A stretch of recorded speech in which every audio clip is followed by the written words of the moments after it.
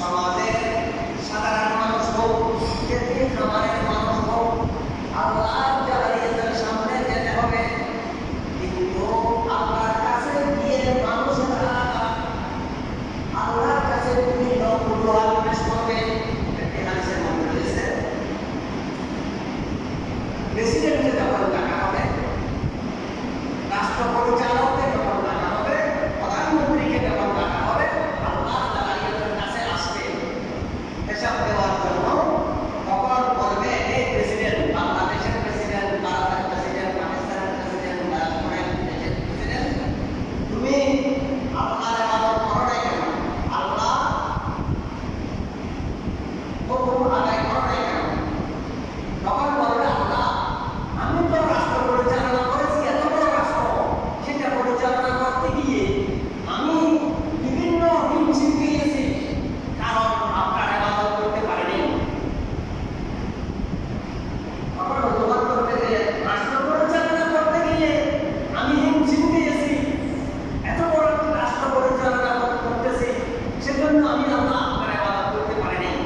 তখন আল্লাহ সুলাইমান আলাইহিস সালামকে ডাকবেন, যে ফেরেশতারা সুলাইমান আলাইহিস সালামকে ডেকে আনো। যখন সুলাইমান আলাইহিস সালাম আল্লাহর জালালিয়াতের সামনে আসবে, হে সুলাইমান আলাইহিস সালাম, তুমি বলো, আগে তুমি কিসের প্রেসিডেন্ট ছিলেন? আল্লাহ,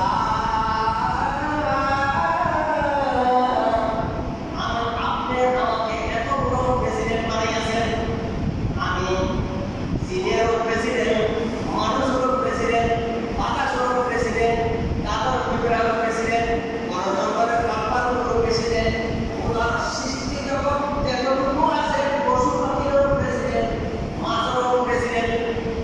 আল্লাহ, আপনার সৃষ্টি জগৎ যতটুকু আছে সমস্ত সৃষ্টি জগতের প্রেসিডেন্ট ছিলেন আমি। হে সুলাইমান, তুমি এত বড় একটা প্রেসিডেন্ট হয়ে তুমি কি আল্লাহর ইবাদত থেকে গাফিল হয়েছো? তুমি কি আল্লাহর ইবাদত থেকে গাফিল ছিলে? বলবেন, আল্লাহ, নবীরা তো আল্লাহর ইবাদত থেকে গাফিল নেই, নবীরা হয়তো মাসুম। সুবহানাল্লাহ। আল্লাহ, আপনি আমাকে প্রেসিডেন্ট করেছেন সত্য, কিন্তু আমি আল্লাহ এক মুহূর্তের জন্য আল্লাহর ইবাদত থেকে গাফিল হয়ে যাই। সুবহানাল্লাহ। সুবহানাল্লাহ। হে আল্লাহ, আমি এক মুহূর্তের জন্য আল্লাহর ইবাদত থেকে গাফিল হই নাই। আল্লাহ, আমি আল্লাহর ইবাদতের মধ্যে ছিলাম। হে সুলাইমান আলাইহিস সালাম, তুমি যদি এত বড় প্রেসিডেন্ট হয়ে যাওয়ার ভিতরেও প্রেসিডেন্ট হয়েছো, কিন্তু তারপরেও তুমি আমার ইবাদত থেকে তুমি গাফিল হও নাই।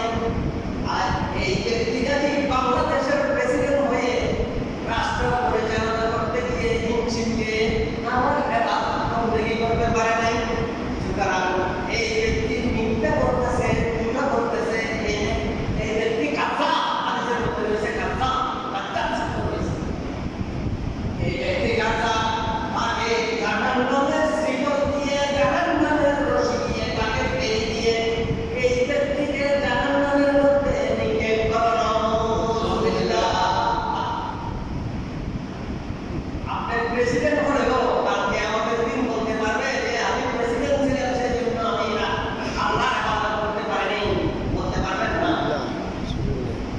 আবার আরেকজনকে রাখবেন, তখন বলবেন, হে বান্দা, তুমি আল্লাহর ইবাদত করতে পারো নাই কেন? তখন বলবে, আল্লাহ, আমি তো অসুস্থ ছিলাম, আমি রোগাক্রান্ত ছিলাম, আমি অসুস্থ ছিলাম, আমি ইবাদত করতে পারি নাই। তখন আইয়ুব আলাইহিস সালামকে আনবেন, এর বড় লম্বা হাদিস, আমি শর্টকাটের মধ্যে সে সময়ের অভাব। আইয়ুব আলাইহিস সালামকে ডাকবেন, এ ফেরেশতারা আইয়ুব আলাইহিস সালামকে আহ্বান করো, ডাকো। যখন আইয়ুব আলাইহিস সালামকে ডাকবেন, তখন বলবেন, হে আইয়ুব আলাইহিস সালাম, তুমি আগে কত বছর অসুস্থ ছিলা? আল্লাহ, আমি একটা রোগ ছিল, আমার গায়ের মধ্যে পোকা লেগেছে, আমার গ্রামবাসীরা আমাকে পাহাড়ের